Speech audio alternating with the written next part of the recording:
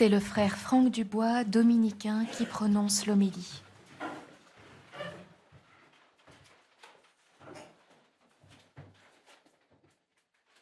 Lorsque j'étais aumônier de prison, on me demandait souvent « En quoi consiste ton travail ?»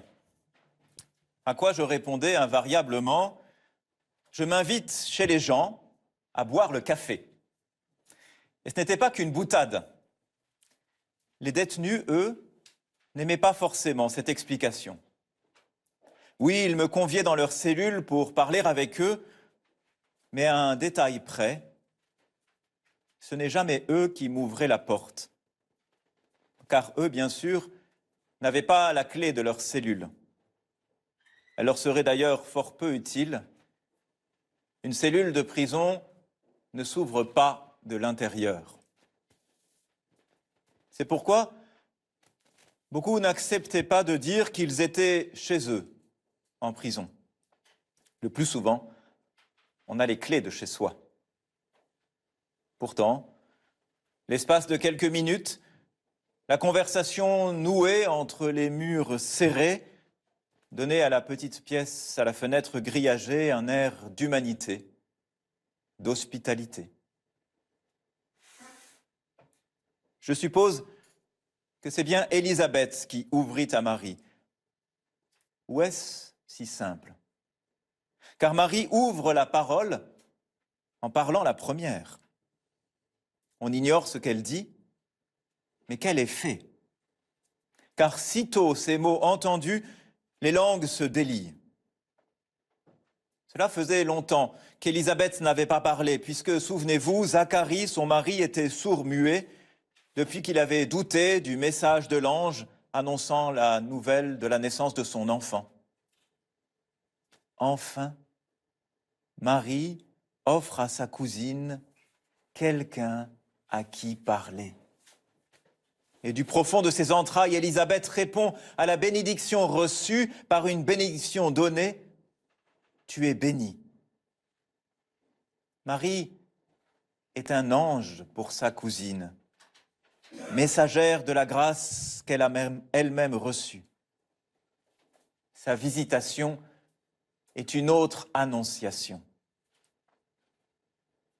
Comme est grande, en effet, la joie qui se partage, retenue si longtemps, faute de pouvoir se dire. Joie réveillée soudain, car l'exultation d'Élisabeth ne vient-elle pas aussi de cette assurance que, malgré son grand âge et le risque encouru par cette grossesse mystérieuse, son enfant est bien vivant et en bonne santé, parce qu'il tressaille en son sein. Jean-Baptiste se lève au-dedans de sa mère et cette visitation annonce déjà la résurrection. Et puisque l'Esprit Saint s'empare d'Élisabeth, cette visitation est aussi Pentecôte. Jésus, dès le sein de sa mère, répand son esprit sur ceux qui l'accueillent. C'est peut-être lui, au fond, qui parla le premier. Voilà donc ce qu'est l'hospitalité. Une annonciation. Une salutation qui délie les langues, quelques mots qui libèrent chez l'autre des grâces enfouies et qui viennent réveiller en eux une joie, une vie, un avant-goût de résurrection. Et même si c'est une peine, une douleur que l'on partage, on sait combien cela peut soulager. On sous-estime trop le miracle de ces visitations du quotidien. On rêve d'actions grandioses pour sauver le monde. On attend parfois d'être de parfaits héros pour agir, et l'on peut attendre longtemps. Mais nous venons d'entendre. Tu n'as voulu ni sacrifice, ni holocauste, ni offrande, mais tu m'as formé un corps. Alors, j'ai dit, me voici. Il est à la portée d'à peu près tout le monde d'aller prendre un café chez son voisin, de parler avec celui qui est seul, ou de moins de saluer celui que tous ignorent.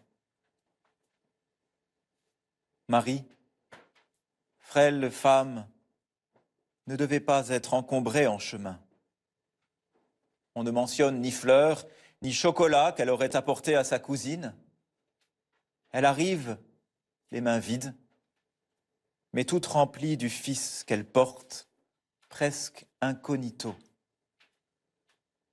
Nous aussi, nous pouvons porter aux autres ce même don de Jésus que nous portons en nous.